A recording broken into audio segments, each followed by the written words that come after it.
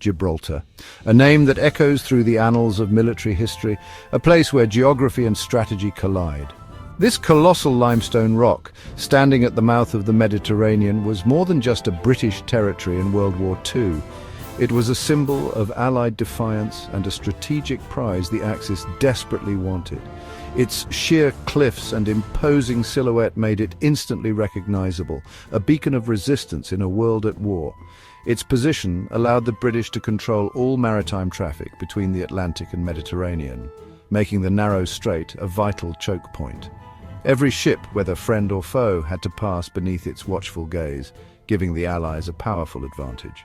For the Allies, Gibraltar was an unsinkable aircraft carrier, a naval base, and a listening post within striking distance of Axis Europe. Its runways and harbours bustled with activity, serving as a launchpad for critical missions. The Rock's airbase and secure harbour enabled the Royal Navy to protect convoys and project power deep into the Mediterranean. Supplies, troops and vital information flowed through this gateway, sustaining the Allied war effort. Miles of tunnels carved into the rock created a subterranean fortress, housing troops, supplies and even a hospital. These hidden passages allowed the garrison to withstand prolonged sieges and relentless bombardment. Its legendary gun emplacements and natural defences made it a daunting target. The rock bristled with artillery, its guns able to sweep the sea and sky, deterring any would-be invaders. Gibraltar was a crucial staging post for North Africa, the invasions of Sicily and Italy, and the supply of besieged Malta.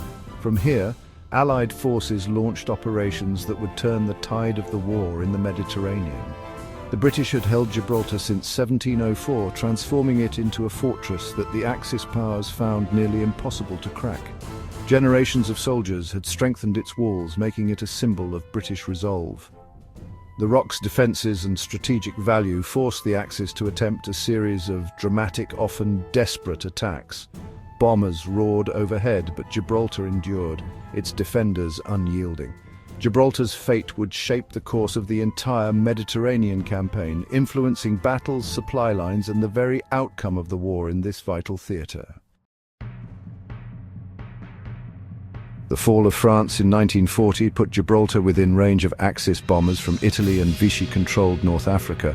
Suddenly, the Rock, long seen as an impregnable fortress, found itself exposed to a new and terrifying threat from the skies. Italian bombers launched sporadic raids, causing casualties and damage, but more importantly, instilling fear and forcing civilians into tunnels or evacuation. The sound of air raid sirens became a grim part of daily life, echoing through the narrow streets as families hurried to safety. The psychological impact was profound. War had arrived at Gibraltar's doorstep. For many, the sense of security that the Rock once provided was shattered, replaced by anxiety and uncertainty about what each new day might bring. Vichy French air raids, retaliating for British attacks on the French fleet, added to the threat, targeting the harbour and airfield. These attacks intensified the pressure on Gibraltar's defenders, who now faced danger from multiple directions. Despite the danger, Gibraltar's anti-aircraft gunners and tunnel shelters kept losses limited. The community's determination and the quick response of defenders helped save countless lives during these harrowing raids. The Royal Air Force presence grew, with Hurricanes and Spitfires bolstering the Rock's air defences. These fighter planes became a symbol of hope, patrolling the skies and challenging enemy bombers. The bombing raids never neutralized Gibraltar as a military base, but they were a constant reminder of its vulnerability. The scars left by bombs were visible everywhere, yet the Rock's strategic importance only grew. These attacks set the stage for even more insidious threats, ones that would come from beneath the waves. Underwater mines and enemy frogmen would soon challenge Gibraltar's defenders in new and unexpected ways. The Rock's defenders braced for new forms of warfare, adapting their tactics and strengthening their resolve as the enemy's methods evolved. Gibraltar's resilience would soon be tested in ways no one expected, as the struggle for control of the Mediterranean entered a dangerous new phase. While bombs fell from above, a more secretive threat lurked below: Italy's Decima Flottiglia Maes. This elite commando unit pioneered underwater attacks using manned torpedoes and combat swimmers, targeting Allied ships in Gibraltar's harbour. Their weapon, the Mayale, a slow-moving human torpedo carrying 2 frogmen and a detachable warhead. Led by Prince Junio Valerio Borghese, these operatives trained relentlessly, mastering stealth, explosives and navigation in total darkness. Early missions faced technical failures and vigilant British patrols, but setbacks only sharpened their tactics. The Decima Mas established a secret base in Spain, using the intern tanker Altera as a covert workshop and launch point. Their ingenuity turned the waters around Gibraltar into a silent battlefield. The stage was set for a new kind of warfare, one fought in the shadows beneath the sea. Beginning in 1941, a new and unexpected threat emerged in Gibraltar's harbour. Italian frogmen, part of the elite Decima Flotilla Maes, used their Mayale pigs, slow-moving manned torpedoes, to launch daring underwater attacks against Allied shipping. These commandos trained for months, perfecting their stealthy approach and learning to operate in the challenging conditions of the bay. Navigating through tangled anti-submarine nets and slipping past vigilant patrols, the Italian divers would attach deadly limpet mines to the hulls of anchored ships, all under the cover of darkness. Their missions required nerves of steel and absolute silence, as discovery meant certain death or capture. In September 1941, their efforts paid off. Several successful attacks sank or severely damaged key merchant vessels, sending shockwaves through British command and disrupting vital supply lines. The once safe harbour was suddenly transformed into a hunting ground for silent, unseen underwater assailants, making every night fraught with danger.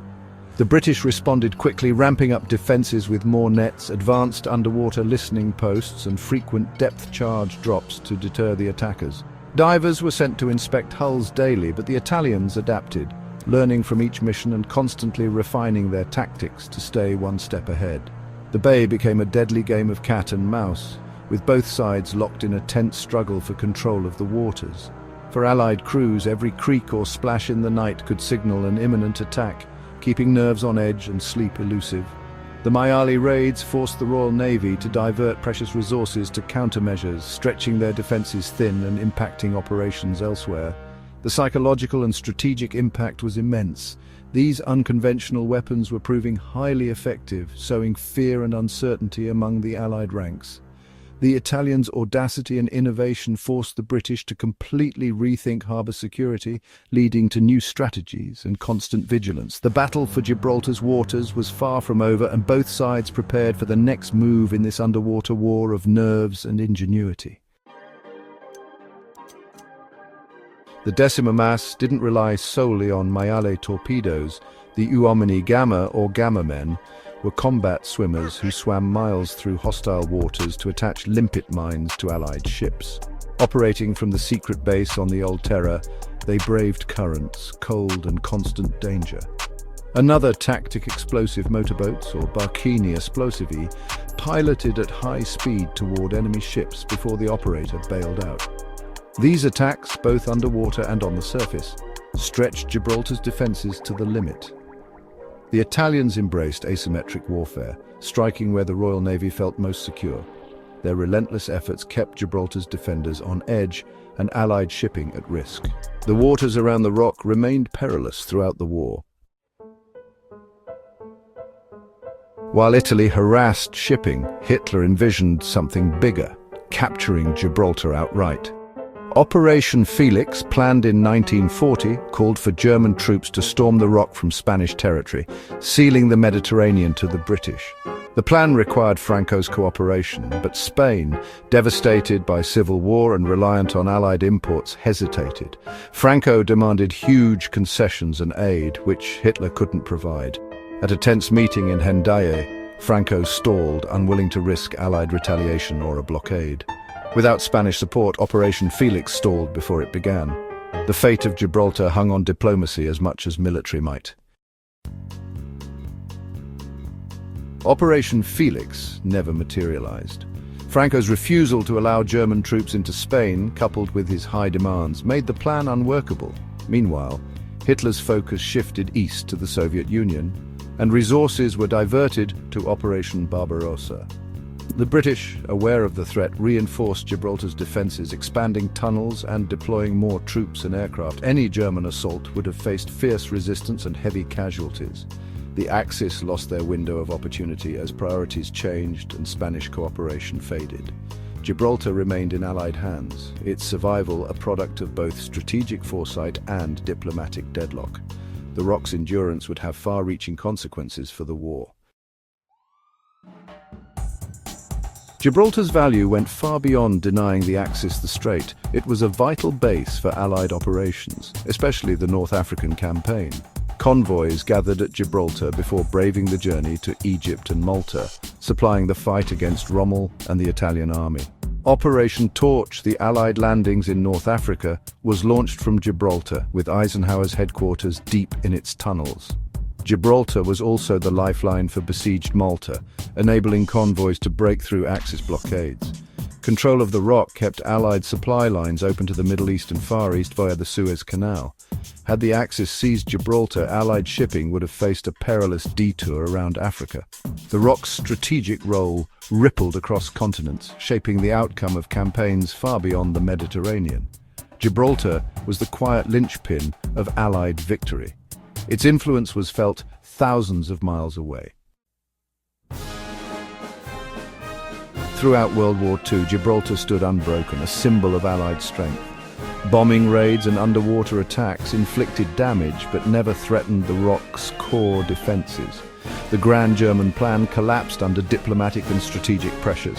Allied control of Gibraltar ensured access to the Mediterranean, vital for North Africa, Italy and Malta.